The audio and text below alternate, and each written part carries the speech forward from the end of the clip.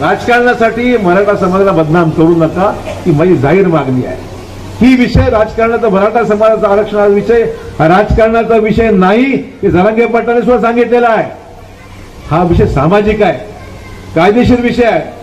या विषयाला अशोक चव्हाण पाठपुरावा केल्याशिवाय राहणार नाही, हे जाहीरपणे या ठिकाणी सांगतो। आता विषय राहिला काय म्हणतात, त्यामुळे आपल्याला विनंती आहे, कुठल्याही डोकं खराब न करता कोणी काही सांगतंय म्हणून करायचं आणि विरोध करायचा हा कार्यक्रम जो काय चालू असेल, आपण हा थोडा आटोक्यात घेऊन आज आपल्या जिल्ह्याचा खेळ फडणवीस करू नका।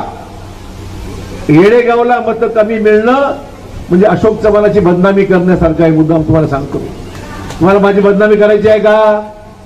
तुम्हाला माझी बदनामी करायची आहे का सांगा? तुम्हाला बदनामी नाही तर आपण एकत्र येऊन काम करू। प्रश्न सोडवायला पाठपुरावा करावा लागतो, पाठपुरावा मी करतो। मला कायदेशीर सगळे विषय माहिती आहेत, मला चिंताच करू नका। आणि मला राजकारणासाठी या विषयाचा फायदा उचलायचा नाही, मी जाहीरपणे तुम्हाला सांगतो।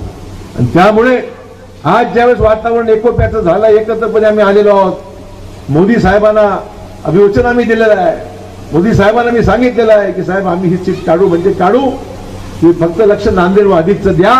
आणि नांदेड जिल्ह्याला ज्या पद्धतीने तुम्ही अयोध्या केलं, ज्या पद्धतीने वाराणसी केलं, त्याच धर्तीवर माझ्या माहूरचं काम झालं पाहिजे, ही माझी पहिली मागणी आहे।